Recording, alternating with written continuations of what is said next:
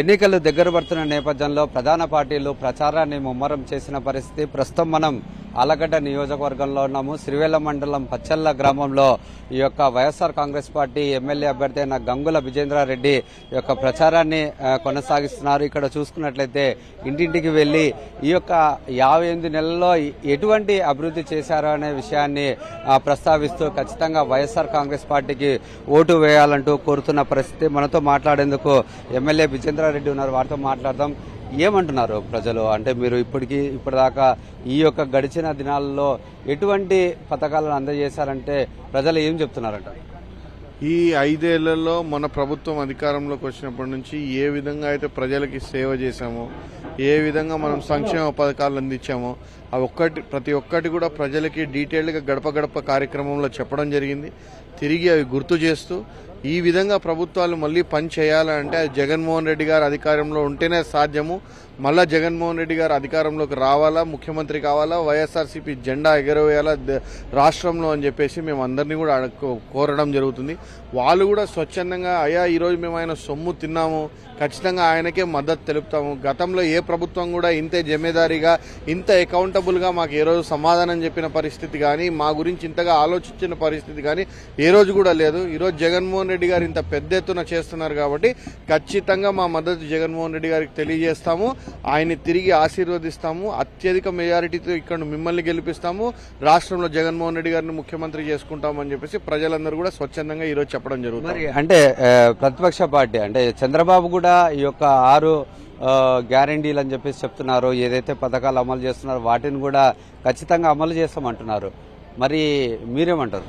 ఇప్పుడు చంద్రబాబు నాయుడు ఏ విధంగా హామీలు అమలు చేస్తాడనేది ప్రజలందరూ గమనించారు. 2014 నుంచి 19 వరకు ఆయన 600 హామీలు ఇస్తే, దాదాపు 600 పైచిలకు 600 హామీలు ఇస్తే దాంట్లో ఒక్క హామీ కూడా నెరవేర్చిన పరిస్థితి లేదు. ఆ రోజు మహిళల్ని దగాపరిచాడు, ఉద్యోగస్తుల్ని దగా చేశాడు, రైతన్నలని దగా చేశాడు, పిల్లలని విద్యార్థులను దగా చేశాడు, నిరుద్యోగుల్ని దగా చేశాడు. మరి 5 ఏళ్లు ముఖ్యమంత్రిగా ఉండి కేంద్రంలో బీజేపీతో ఆ రోజు కూడా జత కట్టాడు. కేంద్ర ప్రభుత్వం అండుందన్నాడు, స్పెషల్ స్టేటస్ తెస్తా అన్నాడు. మరి ఇవన్నీ ఎందుకు చేయలేకపోయాడు? ఆల్రెడీ ఆయన ఏం చేయగలుగుతాడని ప్రజలు ఒక అవకాశం ఇచ్చారు. కొత్త రాష్ట్రము, ఎక్స్పీరియన్స్డ్ ముఖ్యమంత్రి అయితే బాగుంటుంది, ఆయన అయితే ఏదో చేస్తాడని చెప్పేసి ఒక అవకాశం ఇస్తే ఆయన ఏం చేశాడో ప్రజలందరూ చూశారు. ఆ రోజు బేషరతుగా పొదుపు మహిళలకి రుణమాఫీ అన్నాడు, మోసం చేశాడు. రైతన్నలకు బేషరతు రుణమాఫీ అన్నాడు, మోసం చేశాడు. నిరుద్యోగులకు నిరుద్యోగ భృతి అన్నాడు, మోసం చేశాడు. పిల్లలకి కేజీ నుంచి పీజీ వరకు ఉచితంగా విద్య చెప్పిస్తా అన్నాడు. ఆ రోజు స్కూళ్లు క్లోజ్ చేసేసాడు రేషనలైజేషన్ కింద. ఈ రోజు మన ప్రభుత్వం అధికారంలోకి వచ్చిన మహిళలకు ఆసరా కింద పూర్తిగా 2019కి ఏదైతే తప్పు ఉంటారో ఆ అప్పును మాఫీ చేస్తామని చెప్పింది. దశల వారీగా చేస్తా ఉన్నాం. రైతన్నలకి రైతు భరోసా కింద ప్రతి సంవత్సరం కూడా 13,500 ఇస్తామని చెప్పడం జరిగింది, అది ఇస్తా ఉన్నాం. ఈ రోజు నిరుద్యోగులందరికీ కూడా సచివాలయ ఉద్యోగాల ద్వారా దాదాపు 1,26,000 ఉద్యోగాలు కల్పించడం జరిగింది. ఈ రోజు పిల్లలందరికీ కూడా మంచి బడులు కట్టించి ఇంగ్లీష్ కాన్వెంట్ స్థాయి విద్యని గ్రామీణ స్థాయిలోనే ప్రొవైడ్ చేసి ఈరోజు పిల్లలకి అందించడం జరిగింది. ఇలాంటి ఎన్నో గొప్ప కార్యక్రమాలు చేసింది మన ప్రభుత్వం.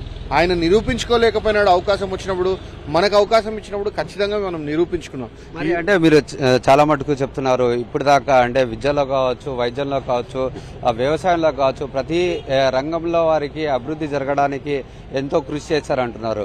మరి ఇప్పటికి కూడా పవన్ కళ్యాణ్ కానీ చంద్రబాబు కానీ విమర్శలు చేస్తున్నారు. ఎట్లా చూడొచ్చు అంటారు? ఇప్పుడు వాళ్ళకి విమర్శలు చేయడమే చేతనవుతుంది. ఇప్పుడు మా ముఖ్యమంత్రి కానీ నేను కానీ మా పార్టీ తరఫున నిలబడిన ప్రతి అభ్యర్థి ఏం చేస్తున్నాడు?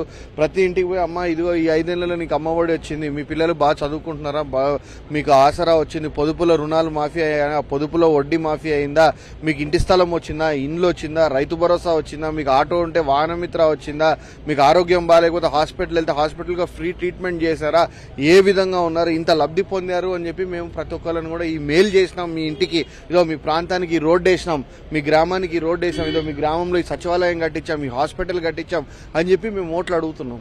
వాళ్ళు ఏం చేస్తున్నారు? ఎంతసేపు బురద జల్లి వాళ్ళు ఏం చేసినారు, వీళ్ళేం మీరేం చేసినారు? మీరేం కాలబెట్టినారా? 5 ఏళ్ళు ముఖ్యమంత్రిగా ఉన్నప్పుడు, 5 ఏళ్ళు మంత్రులుగా ఎమ్మెల్యేలుగా ఉన్నప్పుడు, 2014 నుంచి 19 వరకు ఈ ప్రాంతానికి ఇది చేసినాం నాయన, కాబట్టి మీరు మాకు మద్దతు ఇవ్వండి అని అడిగే ధైర్యం కానీ అడిగే పద్ధతి కానీ వీళ్ళ దగ్గర ఉందా?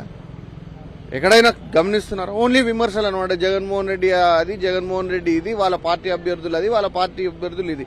అసలు వీళ్ళకేం నైతికత ఉంది ముందు అడగడానికి? 650 హామీలు తప్పినోడు ఈరోజు వచ్చి ఓటు అడిగే నైతికత ఉందా?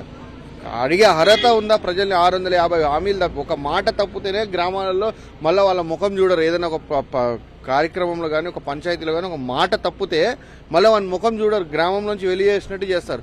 650 హామీలు తప్పి మళ్ళీ సిగ్గు లేకుండా ఈరోజు వచ్చి నేను అది చేస్తా ఇది చేస్తా అని చెప్పేసి అమలుకి సాధ్యం కాని హామీలు అంతా కూడా అది కాంగ్రెస్ మేనిఫెస్టో బీజేపీతో పొత్తు. ఆ కాంగ్రెస్ మేనిఫెస్టో సాధ్యం కాలేదు అని చెప్పేసి ఈరోజు తెలంగాణలో ఆల్రెడీ నిరూపితమైంది. ఆ కాంగ్రెస్ మేనిఫెస్టో తీసుకొని వచ్చి ఈడబెట్టి నేను అదే చేస్తా అని చెప్తాడు. అలాంటివన్నీ ఎవరు నమ్ముతారు? ప్రజలు నమ్మే పరిస్థితి ఉంటుందా? నమ్మరు. ఖచ్చితంగా మంచి ప్రజలు చాలా నిజాయితీ పరులు. రాజకీయ నాయకులకు ఉంటాయి అధికారాల కోసము, పదవుల కోసము, పార్టీలు, మోసాలు, కుతంత్రాలు, కుళ్ళులు. ఎవరికి? రాజకీయ నాయకులకు ఉంటాయి. ప్రజలకి కుళ్ళు కుతంత్రం ఉండదు. చాలా నిజాయితీ పరులు ప్రజలు. వాళ్ళు ₹1 మంది తిన్నారు అని అంటే ఖచ్చితంగా జీవితాంతం గుర్తుపెట్టుకుంటారు. ఈ రోజు రాజశేఖర రెడ్డి కానీ ఎన్టీ రామారావు కానీ అంత పెద్ద లీడర్లు అవ్వగలిగారంటే ఆ రోజు ₹2 కిలో బియ్యం తినేటోళ్ళు నాకు తెలిసి ఈ రోజు చాలా తక్కువ ఉండింటారు. అందరూ ఉండిండరు. అలాంటి వాళ్ళు ఆ రోజు ₹2 కిలో బియ్యం ఎన్టీ రామారావు ఇచ్చారంటే ఆయన ఈ రోజు గుండెల్లో పెట్టి చూసుకుంటున్నారు. అదే రాజశేఖర రెడ్డి గారు ఆ రోజు ఆరోగ్యశ్రీ ప్రవేశపెట్టి రైతులకు ఉచితంగా కరెంటు ప్రవేశపెట్టి ఉచిత కరెంట్ ఇచ్చి ఆ రోజు పిల్లలకి ఫీజు రియంబర్స్మెంట్ ఇచ్చి మహిళలకు పావుల వడ్డీకి రుణాలు ఇచ్చి ఇన్ని కార్యక్రమాలు చేస్తే ఈ రోజు రాజశేఖర రెడ్డి గారు లేకపోయినా గుండెల్లో పెట్టి చూసుకుంటున్నారు. నువ్వు 14 ఏళ్ళు ముఖ్యమంత్రి అయితే నిన్ను ఒకడు తలుచుకునేటోడు లేడు. ఈ రోజు నువ్వు ఒక వారం రోజులు నువ్వు పేపర్లో మీడియాలో కనిపించకపోతే చంద్రబాబు నాయుడు ఉన్నాడా పోయినాడంటే ఏవో తెలియదనే పరిస్థితి నీది. నువ్వు కూడా మాట్లాడితే ఎట్లా? ఇది మనం చూసుకున్నట్లయితే వైఎస్ఆర్ కాంగ్రెస్ పార్టీ నాయకులు చాలా స్పష్టంగా ఉన్నారు.